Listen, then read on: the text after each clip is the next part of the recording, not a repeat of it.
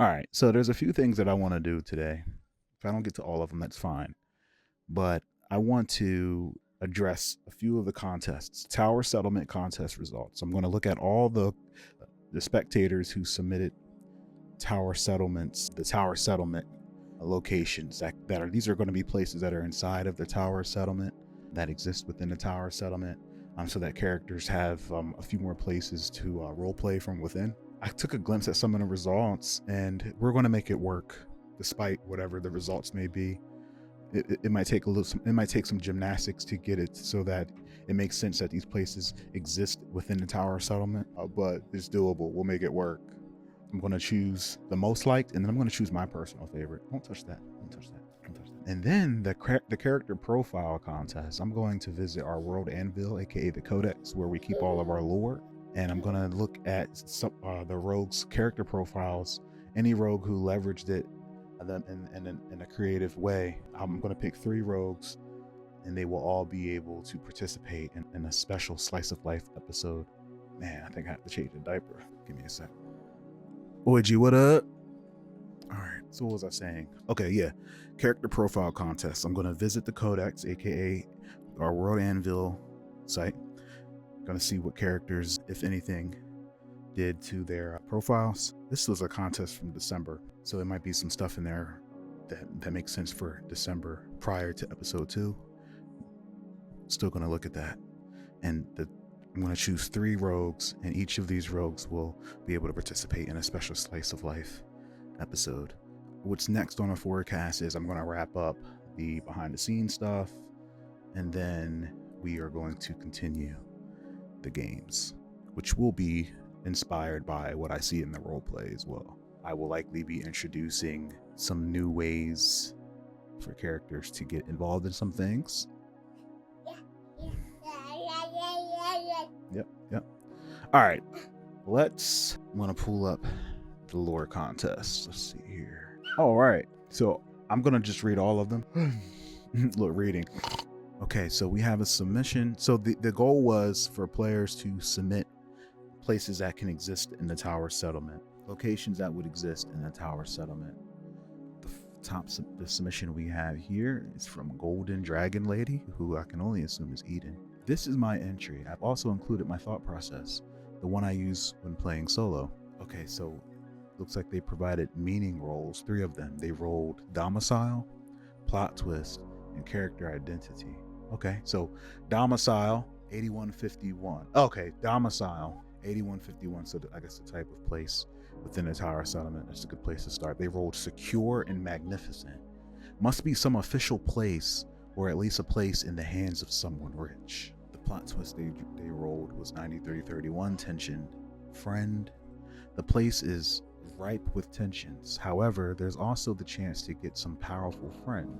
Okay. Character identity, this powerful friend, I'm assuming. 2145, deliverer. Information.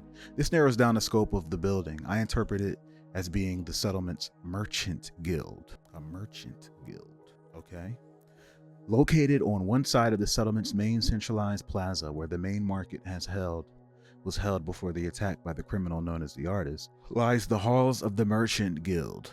The halls are a fine establishment with guards stationed both outside at the main entrance and inside to protect the guild's members.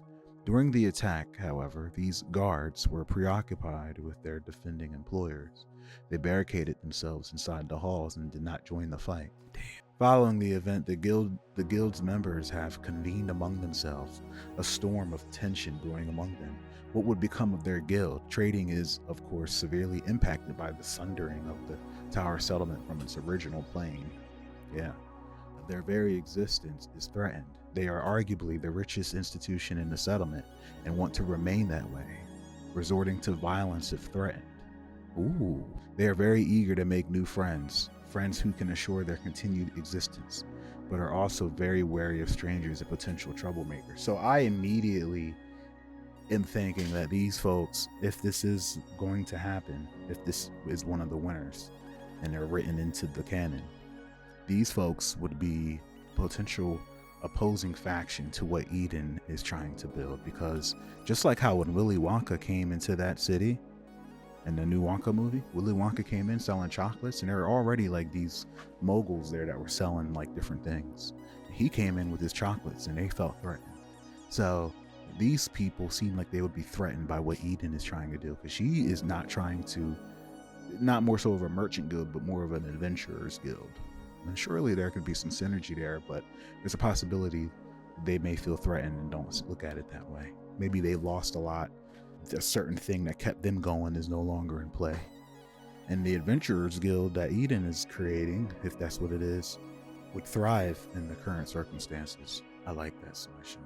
I like that submission a lot. Okay, then we have Aristotle Online. They write the Wailing Forest. Okay, I think I saw this one. And this is what I meant when I said, if it's selected, we're going to make it work. Okay, this exists inside of the Tower Settlement. Currently, this is what they have. The Wailing Forest. Nearly 200 years ago, the Tower Settlement had a terrible plague. 200 years ago. Okay, the Tower Settlement had a terrible plague. The bodies began piling up and the cemeteries filled quickly. The bodies had to be moved, lest the healthy become infected. The bodies littered the forest floor, and the trees themselves changed from the miasma. Dark creatures soon moved in, and otherworldly creatures were drawn to the area for the chance to capture unburied souls for use of otherworldly trading and nourishment. I'm immediately thinking that this could introduce some underground demon trade, a different kind of currency. As time went on, the memory of the fallen and the terror of the creatures within began to create fear in the populace. The springs in the forest bubbled black, and the dryads morphed from the elementals of beauty to elementals of death and fear. The spiders gained a taste for human flesh and engorged with frequency. The snakes burrowed beneath the earth to strike at unwelcome guests. The birds became cannibalistic, carrion fowls, driving beak into the liver of the dead. The canopy obscured the sun, that no light may penetrate to the creatures that fear it. No fire lasts long within the darkness. It is smothered by thick darkness and unyielding enemy. Creatures mimic the trees with twig-like limbs, unmoving when gazes fall upon them. Beware the purple smoke, it contains invisible insects, and there have been stories of those who went into the purple smoke, and the children they bore were more manifestation than rogue. Dripping arms with scales and claws withered before life began, rows of teeth covered in black scum. The insects move in tandem as if directed by an unseen force. Skeletons still stand, webbed into holding the last moments of their terror forever. So this is a description of a forest, and I want to lean towards this. Since it is a forest, it's outside of the Tower Settlement, therefore it's next to the Tower Settlement. And what forest do we have next to the Tower Settlement? The newly discovered forest that is quite the opposite of what is described here. It is very bountiful. There's no enemies from what they've seen, and perhaps this is the forest that it was prior to the change, and it is now the what are we calling it? The something Easts. What's it called? The Verdant Easts. It's now the Verdant Easts. Yeah, maybe that's just a thought. It's just an idea, but that's what I'm thinking. Or we can say that it could be an underground grove that someone was keeping hidden, maybe like an underground passage that leads to somewhere else. A part of the settlement that was kind of kept secret, barred up because it was dangerous down there. We could go that route as well. I like that. Let's take a look at the other ones. The Corpse Quarry by Zahariel UK. Past the settlement, past craggy rocks and sparse vegetation, is a deep gorge. Now again, this is going to be within the Tower Settlement. This is a Tower Settlement contest. This is going to be a place that we'll figure out how to make sure that it exists within the Tower Settlement. A sloping furrow over a mile in width leads down into a dimly lit canyon that holds the remains of a truly gargantuan creature. Its like has never been seen before, or since. None can recall the time it came to rest here, though many speculate the canyon was carved when the beast was felled and crashed through the earth. Chitinous worm-like, serrated are all the words to describe the remains. Early discoveries tried to dig deeper and found that what they saw was merely the tip of the creature. For its mass extends far below the earth. After digging through rotting flesh that even now remains after centuries, a treasure trove can be extracted by the brave and those with iron constitution, bones thicker than a barn when excavated and carved into bricks that seem to grow stronger. When blood is shed on them. Scales that can be molded into shields or serrated blades. Blood congealed into black stones that look like glass with an eldritch glow within. There are rumors that deeper forays could discover even more glands or organs with even more valuable riches. But the corpse quarry is wrought with danger. Besides the grim nature of excavating a slowly decaying body, scavengers have taken up residence from either the master plane or whatever hellish place spawned the creature. Voracious blind worms chewing through the dead flesh, caustic parasites like jellyfish that nestle into the cavities and are almost impossible to see. If you desire the strongest materials for your army or fortifications, you just might dare risk a few lives to take from the corpse quarry. So the corpse of a giant creature filled with potential riches. It's a rumor. All right, this is what we're going to do. Just because those two submissions are clearly different locations that I like them. I don't want to change them to something else. I decided I don't want to do that. I don't want to make it so that these places exist with an entire settlement because I feel people would have known about this. What I will do, these are going to be turned into contracts that are going to be introduced when Eden opens up her thing. I'm not going to go too deep into that yet. It's still cooking.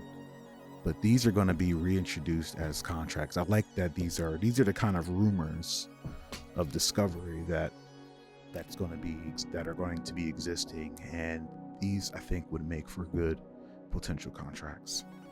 That's what they are going to be. And for the location within the settlement is going to be the Merchants Guild. I'm going to choose that, the Merchants Guild, a location that they locked off and kept everybody out while people were outside slaughtered. It's a great point of contention, a great potential enemy faction for what Eden is trying to do. We're going to roll with that. As far as that being a location, we'll start with the Merchants Guild courtyard, the front of the location, because they're not letting anyone in, right?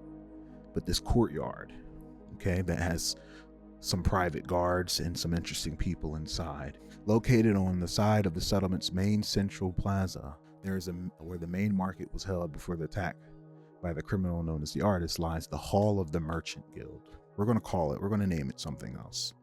The halls are a fine establishment with guards stationed both outside at the main entrance and inside to protect the guild. Okay. During the attack, however, following the event, the guild's members have convened. So there's members. I'm gonna roll to see how many members there are. That's not important yet. A storm of tension brewing among them. Okay, so that's important. There's a storm of tension that could lead to potentially how we can get inside. What would become of their guild? A storm of tension. What would become of their guild? Trading is, of course, severely impacted by the sundering of the Tower Settlement. And okay. So they are arguably the richest institution in the settlement, and they want to remain that way, resorting to violence if threatened. They are very eager to make new friends who can assure their continued existence, but are also they're probably going to be the beholders of some contracts themselves. They need people, but they're not letting anyone in for now. Okay, that's what we're going to do. I'm going to add. I like that. These are some potential plot points. Let me write this down. So, result. New location, Merchants Guild, yard, courtyard. Also, new plot point. What are we going to call them? I need a name for this guild. I'm going to roll for it. It's been a while since I've rolled on some tables. Give me a second. I'm just going to roll. Let's see. Yeah, I'll just roll an action in the meeting. I'll keep it simple. 60, 78, Mistrust, 78, Quaint, the Small Lie Guild, the Small Lie, House of Tiny Lies, the House of Tiny Lies, they're a merchant guild, House of Tiny Lies, House of Tiny Lies, Merchant Guild. So we're going to add the House of Tiny Lies courtyard. Eventually this will be a place that it's going to be a nice place, right? If you can get inside. Can't get inside, they won't let you yet. something has to happen before you can get inside. So for now, it's just the courtyard. That's a whole saga. This is a whole saga that I'm going to create. And for those who choose to pursue that, that should be interesting. Okay. And then the other two, Corpse Quarry and Wailing Forest. Well, no, the Wailing Forest. Yeah, I like Rumors of the Wailing Forest. So this is what it was prior to the change. I can imagine a contract is going to be something along the lines of someone wondering if that place still exists, and they remember where it's at, and they need someone to investigate. Do these still exist? Yeah, those are going to be made into contracts. Yeah. See. All right. This is from Willem Toth. Good Men Die in the Dark by Spirit Speaker Willem Toth. Good Men Die in the Dark. Excuse me. Good Men Die in the Dark. Now, mind you, this is from December, so that's the context. Or so it's said, at least. Not that bad men don't die in the dark, but how often is there someone waiting at home for a bad man? Maybe a bartender looking to settle a tab, a lover hoping they're the only one, that there isn't someone just like them in the next torchlit settlement over, but too afraid to make the perilous journey to see for themselves. What's wrong? Rarely they might have a family, forced down a path by other worse men or by circumstance. But good men, they risk far more than the ire of a bartender, the scorn of a jilted lover. They risk their very being. Not only do they put their lives on the line, but the very nature that makes them good. What wasn't darkness were settlements, some large and fortified, built over generations by families and settlers who had braved the darkness looking for a brighter light. They had beacons, large braziers filled with fuel that were tended night and day. It kept the darkness at bay, but called to things in the darkness like a siren song to sailors or a candle to a moth. Others, like Stillwater Crossing, were small. They kept their fires dim and their walls only sturdy enough to keep out the most dangerous of beasts. They served a greater purpose, be it a trade along one of the great rivers or connecting two large settlements, offering a place for weary travelers to rest. Stillwater Crossing served both the purposes. Built on the junction of three great rivers, it offered another place for trade, heading down river, while also providing ferry services across the three rivers, allowing those foolish enough to brave the dark, a place to cross from one region to another without fording the river themselves. Willem Toth was considered a good man. When he set off from Stillwater Crossing, he left his family behind.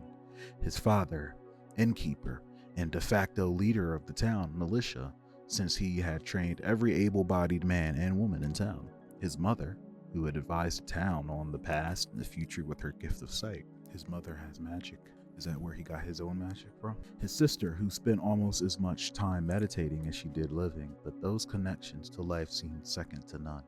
And a whole host of aunts and uncles who worked the ferries at Stillwater Crossing. He had to leave them behind. The darkness was dangerous, and he held answers only he could seek.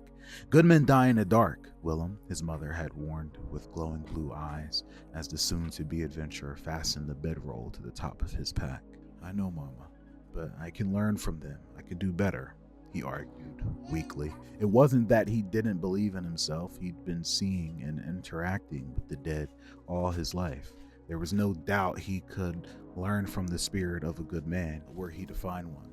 His hesitance came from arguing with his mother at all. I'll be careful, and I'll practice my protective charms. Will cupped the wise woman's face. You'll always be there in my heart, and in everything you taught me. His father didn't have much to say, only a soft grunt of disapproval as he stirred the evening stew, and a thick, calloused finger pointing toward a newly carved ferryman staff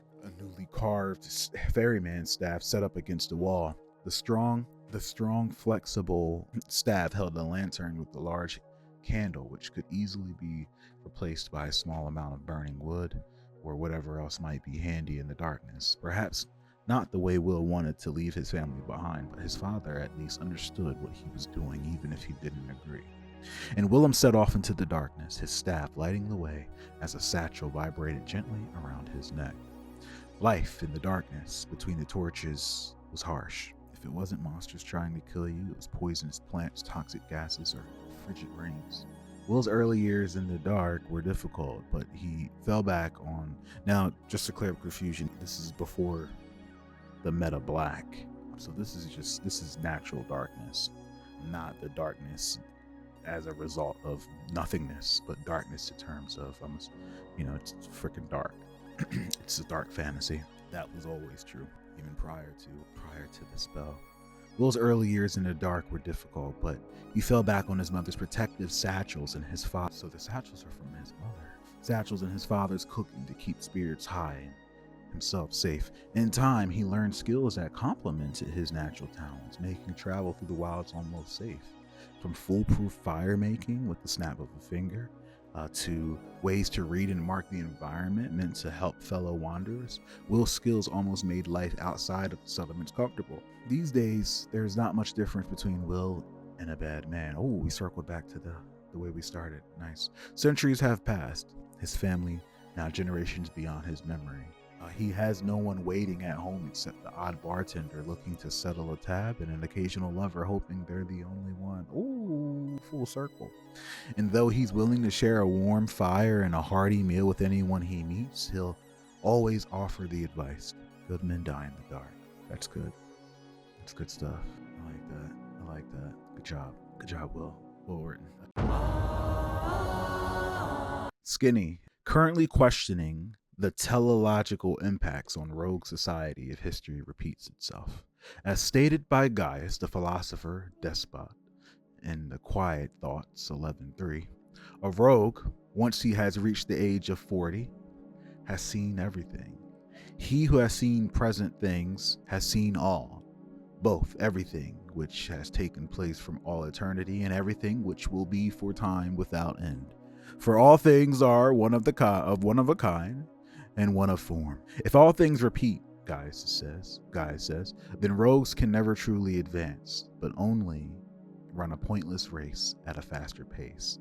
If good rogues create good times create weak rogues create hard times, and hard times create good rogues. Then where's the progress? Where's the hope to be had in history? A rogue may as well eat, drink, and be merry, for tomorrow they die. This cannot be the sum of existence. There must be more. Maybe something was lost that rogues used to know, a direction in history, a philosophy of history, some contextualization of history. Without a vision, a people fall, and without a direction, rogues die.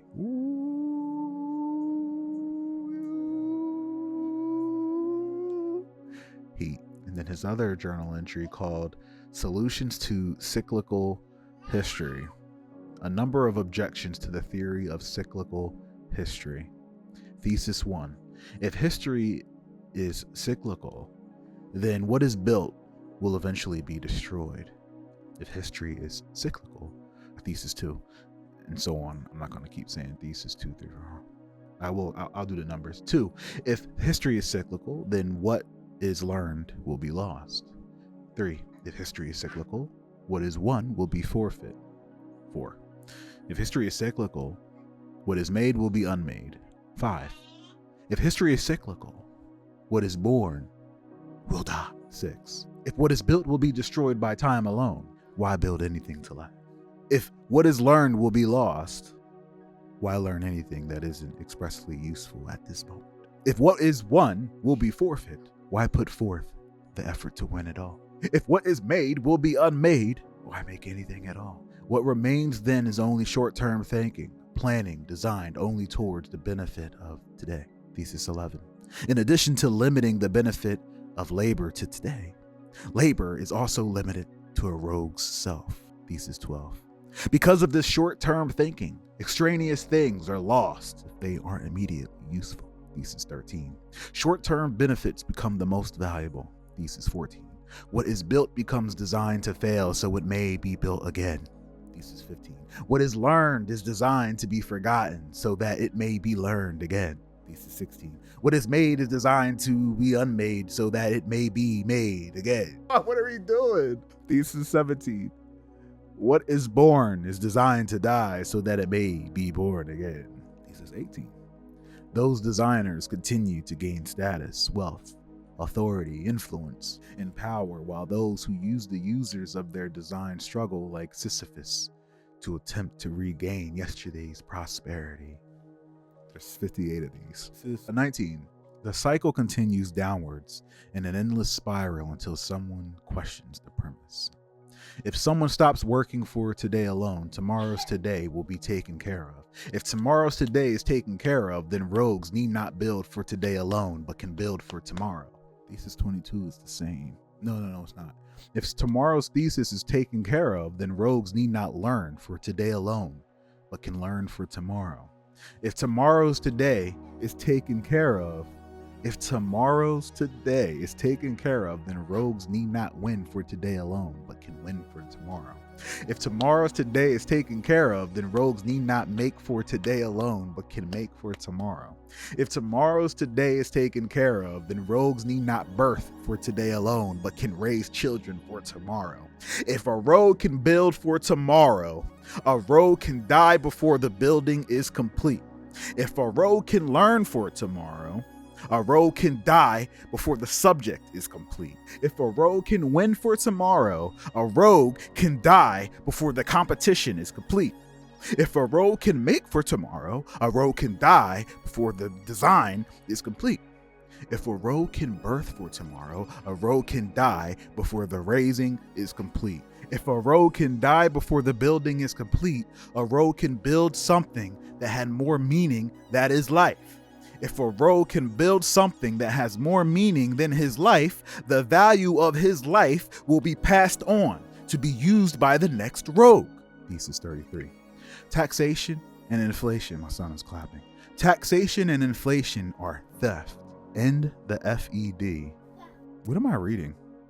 If the value of a rogue's life is added to the value of the next rogue, the weight of the value requires responsibility. If responsibility is needed, it must be kept in the hard times. It must be kept in the hard times and in the easy times. If the hard times and the easy times must overcome equally, courage is necessary. If courage fails, momentum fails. Therefore, courage becomes desired by all rogues. Courage becomes an ethic based off of teleology. Societies value ethics because societies have teleologies. What keeps a society from falling is a shared vision, set of goals, ideals, values, and ethics. These put together are most often called a worldview or religion. A shared worldview or religion within a culture causes a cohesive vision for a society and allows rogues to die before the job is done. A vision must be supported by hope and evidence. If evidence is not seen, hope fails. To maintain an upward trend in history, a society must have and maintain a hopeful religion that provides courage, which has observable outcomes towards progress. This hopeful religion must be based in truth, or observable outcomes and expectations will not be met. Observable outcomes and expectations failing to be met cause hope and courage to fail. If an upward trend is maintained in a society, it will become the leading society in a plane. The leading society in a plane has great ability to cause other societies to emulate it. Thesis 51.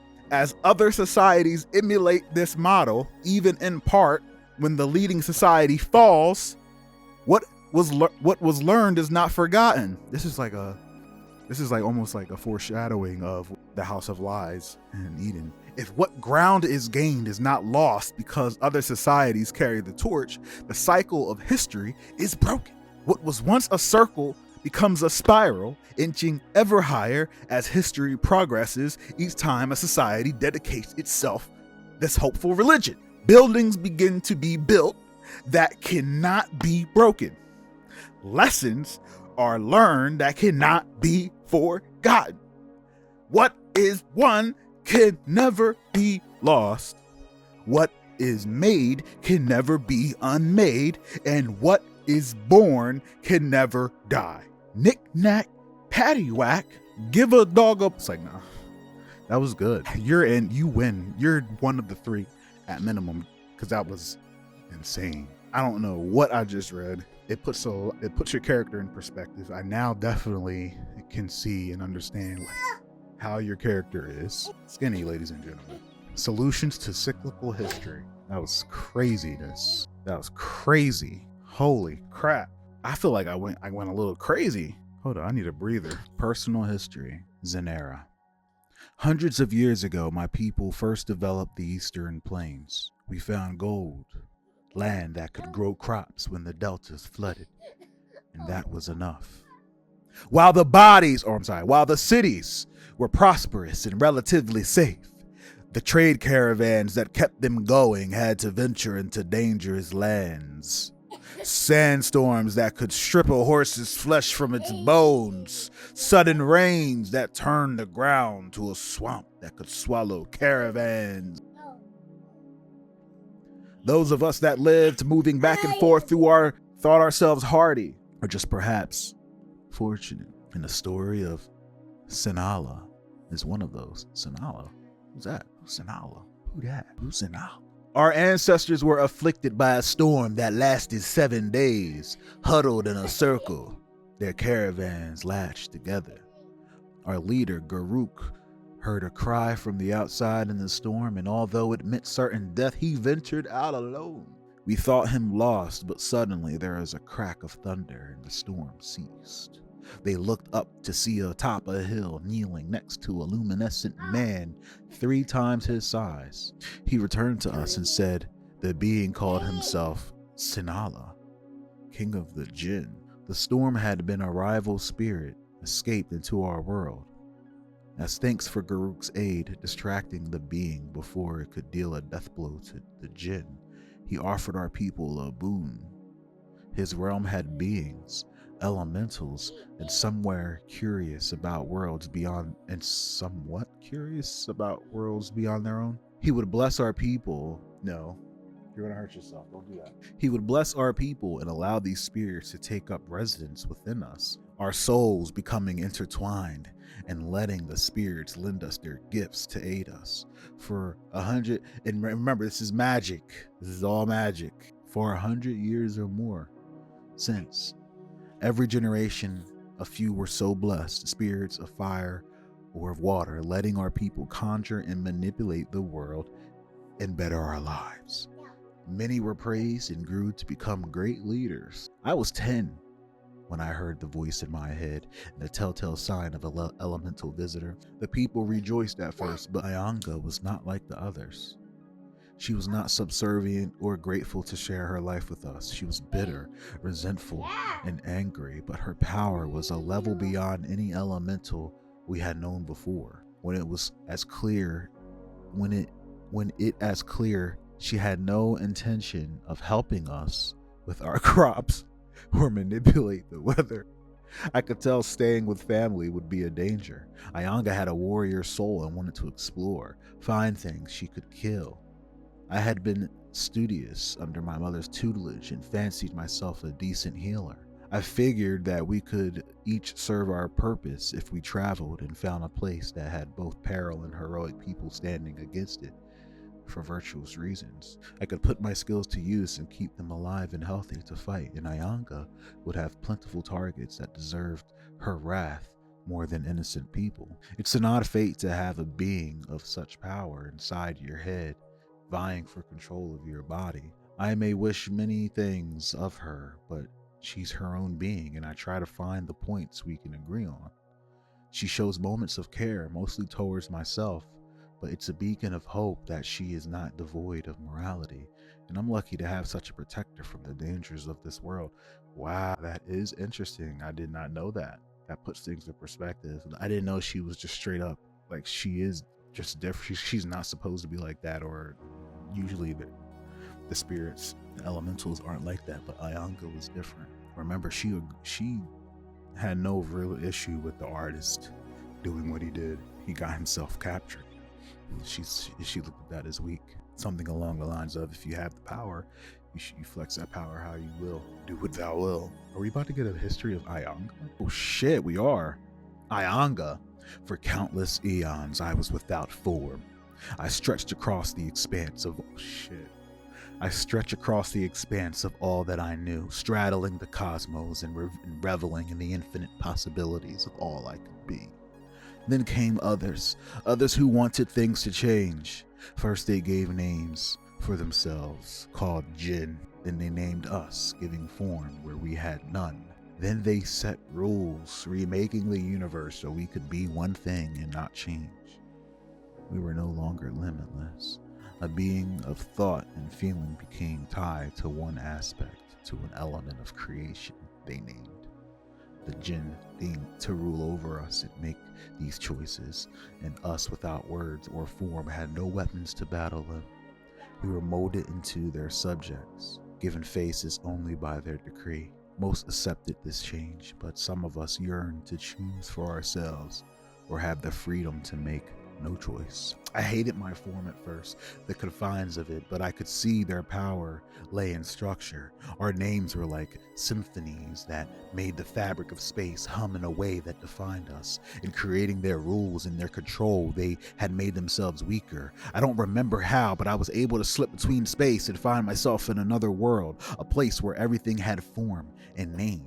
I was able to whisper into the ears of men, and they heard. They could use names too, and they even had a way of making a name solid. Lines, waves, and scratches on paper or stone that lasted long after the sound had gone and no ears could hear it. It was their perfect prison. It took hardly any time at all before the men had learned how to make the names of Jinn and pull them into their world, trap them and set the rules for their release, harnessing their power for their own ends. Maybe I hoped they would see their folly and shed their names and form, take us back to how we were, or maybe I just wanted them to know what it was like to have another's will turn them into something they didn't choose. Thank you. The elders found my trick unamusing, and I thought I would be destroyed. Instead, I was banished. A few of us had traveled to the other plane by invitation, curious of the world of matter. They'd been tied to human bodies and found a partnership with the simple creatures. I was the first to be in prison, cast into their world rather than stay in my own. Away from Zanera, the mewling, limited human that bound my soul, I could be limitless, unleash my rage and anger on this world, and make the Jinn tremble from across the stars. I know I am but a fraction of my true self, a punishment beyond cruel. Now, and that's why she's against containment. Now I must be content with brief moments to stretch beyond the flesh, to see a creature of form wither and perish when confronted with my power. Zen talks about the value of these beings. What are you doing? Get down. Zen talks about the value of these beings, that some are worth protecting. Her feelings and sacrifice of herself to others is maddening. She throws herself on people's mercy as she tries to aid all around her. And when those with power trying to take what she has or subjugate her, it is only by my intervention that she has any sense of freedom. I don't know what will happen when her life ends, but my prison may yet allow me to be something of the being I know I still retain deep down. Until then, I can get joy out of seeing others crumble under my power. Yo, Ayanga is scary. Ayanga is scary. Ayanga is